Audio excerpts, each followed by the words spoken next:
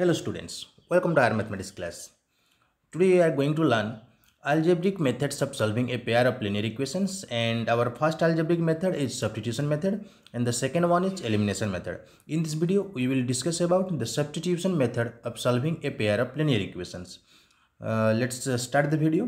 आज के इस वीडियो पे हम सब्स्टिट्यूशन मेथड के बारे में सीखेंगे। इसके जरिए हम कैसे दो लीनियर इक्वेशंस जो होंगी उनको कैसे सॉल्व कर पाएंगे उसके बारे में यहाँ पे डिटेल डिस्कस करेंगे। To solve a1x plus b1y plus c1, consider it as equation 1 and this one is equation 2. You will have two equations. आपके पास दो इक्वेशंस होंगे। आपको मालूम है कि हम pair of linear equation solve कर रहे हैं। इसका मतलब ये है कि हर एक क्वेश्चन में आपके पास एक पेयर में होंगे लीनियर इक्वेशंस। पेयर में मतलब आपके पास दो दो इक्वेशंस होंगे। तो इन दोनों इक्वेशंस को सब्स्टिट्यूशन मेथड में कैसे सॉल्व करें, इसके लिए देखिए यहाँ पे हम कुछ स्टेप्स लिख दिए हैं ताकि आप इस स्टेप्स को आप फॉलो करके आसानी से इसको सॉल्व कर पाए। स्टेप 1 ही होगा इस प्रोसेस में कि express y in terms of x from equation 1। आपके पास इक्वेशन 1 में यहाँ पे दो इक्वेशंस होंगे। पहले आप एक इक्वेशन को इक्वेशन 1 नाम दे देंगे एंड इसी इक्वेशन 1 में से आप y इक्वल टू जो भी होगा यहाँ पे बाकी x एंड कंस्टेंट उसको राइट साइड ले जाएंगे, मतलब इस तरफ x एंड कंस्टेंट ही रहेंगे उसके लिए। तो इसको लिखा गया है कि भाई express y in terms of x, मतलब y की वैल्यू x के हिसाब से कितना आ रहा है उसको आपको यहाँ पे एक्सप्रेस करना है। तो माइंड में ये रखिए कि in the first step you need to transpose constant and terms having x, सबको आपको लेना है राइट साइड को।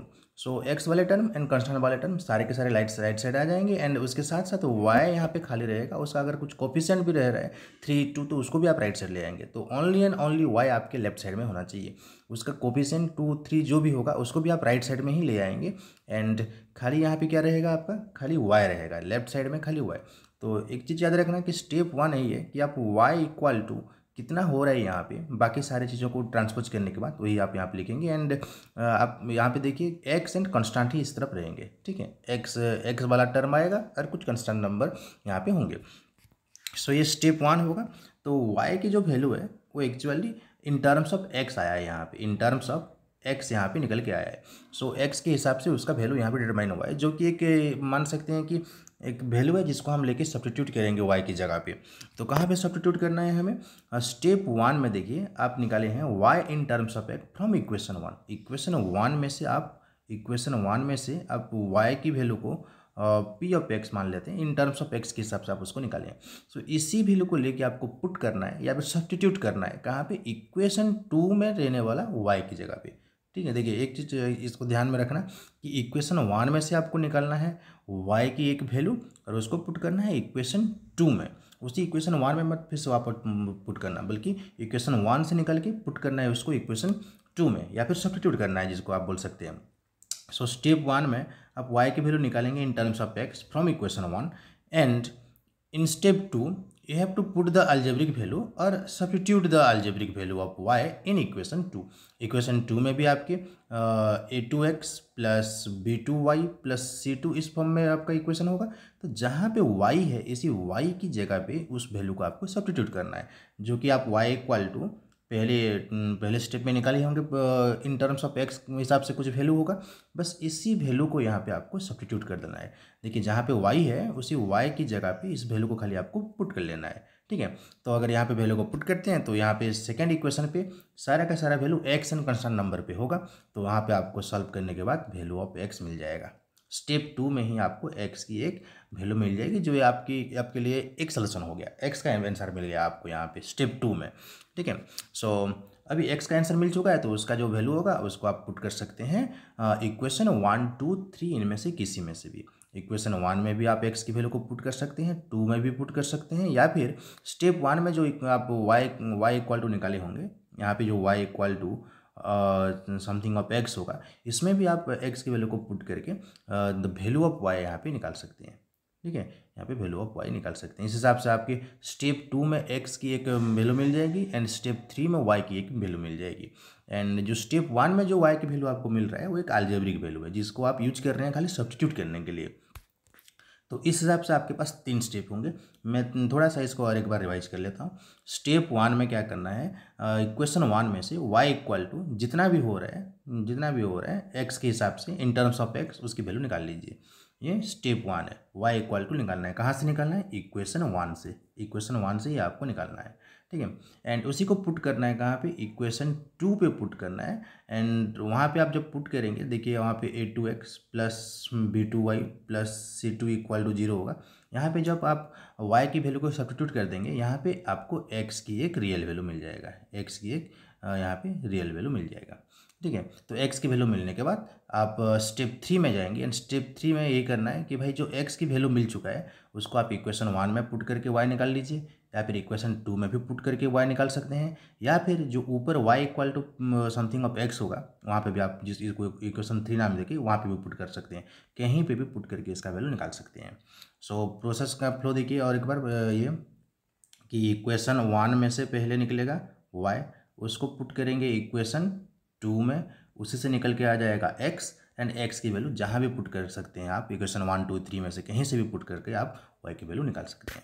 तो चलिए एक एग्जांपल करते हैं। एग्जांपल जब सॉल्व करेंगे तो आपको डिटेल्स आइडिया आ जाएगा कि भाई कहाँ से y की वैल्यू निकलेगा, कैसे पुट करेंगे, ये सब यहाँ पे आपको मालूम पड़ जाएगा। तो ये एक ही एग्जांपल है इस सेक्शन में, इसको आप बहुत ही ध्यान से देखिए। उसके बाद आपको कुछ वर्कशीट दी जाएगी, वहाँ पे कुछ प्रॉब्लम्स हैं, उस प्रॉब्लम्स को आप सॉल्व करेंगे, कुछ प्रैक्टिस प्रॉब्लम वहाँ पे। सो आपके पास एक क्वेश्चन अभी ये है कि solve the following pair of equations by substitution method, 3x minus 2y plus 1 equal to 0 and 2x plus 5y minus 12 equal to 0।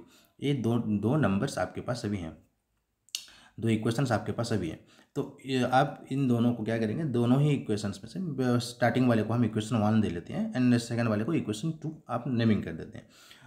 तो नेमिंग करने के बाद दोनों का नेमिंग हो चुका है। अभी हम स्टेप 1 फॉलो करेंगे। स्टेप 1 में क्या था कि भाई आपको इक्वेशंस 1 में से y की वैल्यू को इस हिसाब से निकालना है जो कि इन टर्म्स ऑफ x होगा।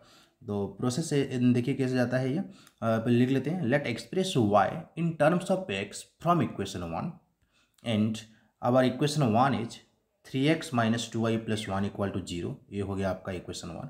इसमें से आप पहले कांस्टेंट टर्म को राइट साइड ट्रांसपोज कर लीजिए।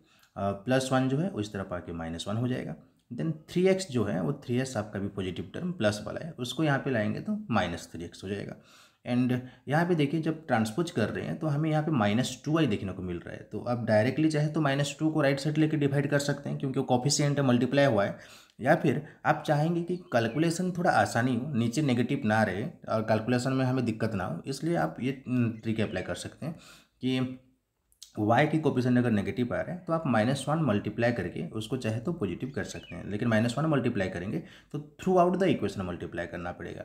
तो -2y जो था यहाँ पे 2y हो जाएगा एंड -1 से मल्टीप्लाई होकर +1 हो जाएगा एंड -3x जो है आपका वो हो जाएगा +3x। तो ये जो आपके -2y इक्वल टू -1 -3x था, इसमें खाली क्या किया गया, सारे के सारे टर्म यहाँ पे बोल सकते हैं थ्रू आउट द इक्वेशन आप -1 मल्टीप्लाई किए हैं, ताकि यहाँ पे जो -2y था ना वो बन जाएगा +2y। एंड ये पॉजिटिव कोफिशिएंट होगा तो आप उसको राइट साइड में देखिए, यहाँ पे 2 उसका 2y, तो ये होता है 2 × y, मतलब उसका कोफिशिएंट, तो उसका वो मल्टीप्लाई हो गया है यहाँ पे। तो 2 को आप जब राइट साइड लेंगे तो उसको डिवाइड करके लिखना है आपको, ठीक है। तो देखिए अभी यहाँ पे 2 आपका पॉजिटिव के हिसाब से है। क्यों पॉजिटिव के हिसाब से है, यहाँ पे नेगेटिव था, हम -1 मल्टीप्लाई करके उसको पॉजिटिव कर दिए। तो ये पॉजिटिव होगा तो आपको कैलकुलेशन करने में आसानी होगी। अदरवाइज आप चाहे तो यहाँ से भी डायरेक्ट -2 के यहाँ पे नीचे आप ला सकते थे, y equal to -1 -3x bye -2, और यहाँ पे नेगेटिव साइन आप कॉमन लेके भी काट सकते थे, ये भी स्टेप कर सकते थे। लेकिन इससे बढ़िया ये है कि भाई आप नेगेटिव कोफिशिएंट आ चुका है तो यहाँ पे आप क्या करेंगे, -1 मल्टीप्लाई करके through out the equation multiply करना होगा, सारे के सारे टर्म्स में, जो इक्वेशन के सारे टर्म में मल्टीप्लाई करेंगे, उसके बाद वो पॉजिटिव हो जाएगा एंड आपको y की वैल्यू मिल जाएगी। तो यही उस आपका पहला स्टेप है। और एक बार देख लीजिए, this one is your first step. First step में क्या बोले थे कि भाई इक्वेशन 1 में से आपको y को एक्सप्रेस करना है इन टर्म्स ऑफ x। तो आप क्या करेंगे, कांस्टेंट टर्म, x वाला टर्म एंड y का कोफिशिएंट जो भी है सबको राइट साइड ट्रांसपोज कर देंगे तो खाली y का वैल्यू आपको मिल जाएगा, y इक्वल टू 1 + 3x/2। ये आपका एक अलजेब्रिक वैल्यू आपको मिल चुका है, ठीक है। यहाँ पे y equal to 1 + 3x/2, y and x के बीच यहाँ पे एक वैल्यू के रिलेशन को दिखा रहा है ये 1 + 3x/2। तो इसी वैल्यू को इसी अलजेब्रिक वैल्यू को हमें कहाँ पे पुट करना होता है, क्योंकि हम निकाले थे इक्वेशन 1 में से और उसको हम सब्स्टिट्यूट करेंगे इक्वेशन 2 में। Putting the value of y in equation 2, equation 1 में से जो y की वैल्यू हम निकाल के लाए थे, और एक बार दिखा देते हैं y की वैल्यू को, ये वाला 1 + 3x/2, इसको हमें सब्स्टिट्यूट करना है इस जगह पे जहाँ पे y इक्वेशन 2 में है। सो 2x + 5 × y जो था, y की वैल्यू को हम पुट करेंगे यहाँ पे, ब्रैकेट में रखे हैं, सब्स्टिट्यूट कर रहे हैं उसको, एंड -12 जैसा था वैसा बिल्कुल रहेगा। एंड इसी तरह का एक्सप्रेशन को अभी देखिए हमें तो जब सॉल्व करेंगे, ये लेफ्ट में जो एक्सप्रेशन है आपका, इसको जब हम सॉल्व करेंगे तो काफ़ी स्टूडेंट्स को मुश्किल होती है कि नीचे 2 है, यहाँ पे कैसे सॉल्व करेंगे, एक फ्रैक्शन टाइप का आ रहा है। तो इसको सॉल्व करने का सबसे आसान तरीका यही है कि भाई आप यहाँ पे देखिए कि ये जो डिनोमिनेटर है, ये आगे जो नंबर्स हैं उनके साथ अगर कट रहे हैं, जैसे कि आप सपोज यहाँ पे 6 होता तो हम डिविजिबल हो जाता तो हम काट सकते थे, तो अगर कट रहा है तो काट दीजिए पहले। अगर नहीं कट रहा है, सपोज नहीं कट रहा है, जैसे कि यहाँ पे 5 और 2 है, काफ़ी जगह पे क्वेश्चन ऐसे आएंगे जहाँ पे कि ये डिनोमिनेटर एंड आगे जो नंबर्स होगा उन तो एक दूसरे से नहीं कट रहे होंगे, कोई कॉमन डिवीजन नहीं भी होगा। तो उस स्टेप में आपको बस एक छोटा सा काम करना है, मल्टीप्लिकेशन करना है, जितना ये डिनोमिनेटर में है उतना बस सारे के सारे टर्म में या फिर through out the equation multiply कर दीजिए, ताकि ये डिनोमिनेटर कट जाए और आपका फ्रैक्शन रेड्यूस हो जाए और फ्रैक्शन क्वेश्चन में ना रहे। फ्रैक्शन क्वेश्चन में नहीं रहेगा तो आपको कैलकुलेशन करने में आसानी होगी। तो नीचे जो 2 है, इसी कारण के लिए पहले जो 2x था उसी जगह पे भी हम 2 मल्टीप्लाई कर दिए, एंड इसी जगह पे भी एग्जैक्टली सेकंड टर्म पे भी हम 2 मल्टीप्लाई कर दिए, एंड थर्ड टर्म पे भी 2 मल्टीप्लाई, एंड जीरो के साइड में भी 2 मल्टीप्लाई करके zero through out the equation आपको मल्टीप्लाई करना है। यहाँ पे टोटल कितने टर्म्स हैं लेफ्ट साइड में? लेफ्ट साइड में देख लीजिए, एक, ये हो गया 2, ये हो गया 3 टर्म्स, एंड राइट साइड में आपका 0 है। तो नीचे नीचे 2 है तो उसको हमें कैंसिल आउट करना है। अपना टारगेट यही है कि नीचे जो 2 है फ्रैक्शन है उसको हमें कैंसिल आउट करना है। इसी के हिसाब से हम सारे के सारे टर्म्स में 2 मल्टीप्लाई कर दिए। सारे के सारे टर्म्स में 2 मल्टीप्लाई करने के बाद आगे जो 2x था वो बन जाएगा 4x, यहाँ पे 2 कैंसिल आउट, एंड बाकी जितना भी मल्टीप्लाई होने के लिए बाकी है उसको लिख देंगे, एंड -2 × 12 का -24, एंड इस तरफ का 2 × 0 उसको लिखे नहीं है क्योंकि 0 के साथ मल्टीप्लाई करने से 0 ही आएगा, तो उसको आप डायरेक्टली 0 लिख सकते हैं। सो ये जो स्टेप है, इस स्टेप को आपको थोड़ा माइंड में रखना है कि भाई नीचे अगर ऐसा नंबर है डिनोमिनेटर पे जो कि यहाँ पे जो नंबर्स होगा उसके साथ नहीं कट रहा है, तो डिनोमिनेटर में जितना होगा एग्जैक्टली उतना आप मल्टीप्लाई कर देंगे सारे के सारे टर्म्स में, तो फ्रैक्शन रिड्यूस हो जाएगा और एक आपको एक सिंपल इक्वेशन वाला मिल जाएगा यहाँ पे। ठीक है, कई सारे स्टूडेंट इससे अलग मेथड भी यूज कर सकते हैं, कोई दिक्कत नहीं, बस आप जैसे कंफर्टेबल हो उस मेथड को यूज कीजिए। लेकिन ये आसानी होता है ताकि जितना नीचे है उतना आप मल्टीप्लाई कर देंगे, लेकिन ये स्टेप आप इतना डिटेल्स में नहीं लिखेंगे तो भी आप कर सकते हैं। नीचे 2 है तो आप ये ध्यान देंगे कि यहाँ 2x है तो 2 मल्टीप्लाई करके डायरेक्ट 4x लिख सकते हैं।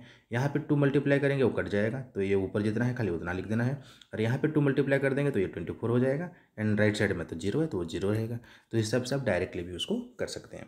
तो चलिए इस स्टेप के आगे जाते हैं। अभी देखिए यहाँ पे जो मल्टीप्लाई होने के लिए था 5 × 1 + 3x, उसको आप मल्टीप्लाई कर दीजिए डिस्ट्रीब्यूटिव लॉग के हिसाब से, 5 × 1 5 एंड 5 × 3x का 15x, एंड लाइक टर्म्स को ऐड करना है, 4x एंड 15x दोनों का सम है 19x, एंड 5 एंड -24 है, एक पॉजिटिव नंबर दूसरा नेगेटिव नंबर, सो -24 से 5 काट के हम लिखना है negative, so -19, and now you need to find the value of x, that's why you need to transpose -19 to the right side, ये +19 हो गया।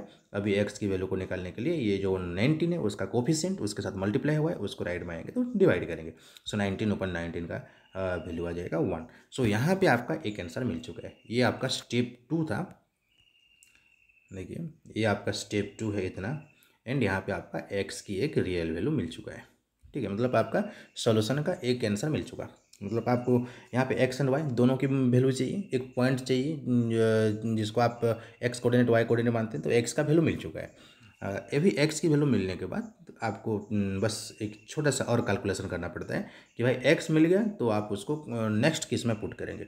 आप नेक्स्ट किसी में भी पुट कर सकते हैं, x की वैल्यू इक्वेशन 1 में भी पुट कर सकते हैं, 2 में भी कर सकते हैं, और 3 में भी कर सकते हैं। ये तीनों में कहीं से भी पुट करके y की वैल्यू निकाल सकते हैं। सबसे आसान होता है जहाँ पे आप ऑलरेडी ट्रांसपोज करके y इक्वल टू समथिंग निकाले हैं, यहाँ पे पुट कर दीजिए ताकि y आपका जल्दी से निकल के आ जाए। सो y की वैल्यू अभी 1 + 3x/2 था, बस x की वैल्यू वहाँ पे पुट कर दीजिए। x की वैल्यू पहले आया था कितना 1, तो वहाँ पे पुट कर देंगे, तो 3 × 1 का वैल्यू 3, 1 + 3 का वैल्यू 4, एंड नीचे 2 है, कट के आ जाएगा आपका 2। ये छोटा सा कैलकुलेशन आप इस डिटेल्स में किए हैं इसलिए लेंथियर लग रहा है। आप जल्दी से करना चाहेंगे मन ही मन कैलकुलेशन करके आंसर भी आप लिख सकते हैं। सो यहाँ पे y की वैल्यू आ गया 2, तो दोनों की रियल वैल्यू अभी मिल चुकी है। x की वैल्यू आया है 1, y की वैल्यू आ चुका है 2। सो सॉल्यूशन कैसे लिखेंगे? 1, 2 ये आपका एक पॉइंट है जो इंडिकेट करता है x एंड y कोऑर्डिनेट के। x की वैल्यू 1 आ रहा है, y की वैल्यू 2 आ रहा है, ठीक है। एंड ध्यान रखिए आप जब ये सॉल्यूशन निकालेंगे x को हमेशा पहले लिखेंगे, y को हमेशा पीछे लिखेंगे, क्योंकि x एंड y कोऑर्डिनेट्स में x का वैल्यू पहले लिखना पड़ता है। एंड और एक चीज़, आंसर निकालने के बाद आप उसका काउंटर वेरिफिकेशन जरूर करें, क्योंकि काउंटर वेरिफिकेशन करने से आपको मालूम पड़ जाएगा कि आपका आंसर सही निकल के आया है कि नहीं आया है। तो 1 2 हम यहाँ पे यूज करके एक काउंटर वेरिफिकेशन करेंगे। देखिए क्वेश्चन में आपका था 3x - 2y + 1 एंड आपका x की वैल्यू 1 आया है, y की वैल्यू 2 आया है जब कैलकुलेशन किए थे। सो ये 3 × 1 का वैल्यू 3, ये हो गया 2 × 2 का 4, आगे माइनस है तो -4 + 1, 3 + 1 4 एंड 4 - 4 0, ठीक है।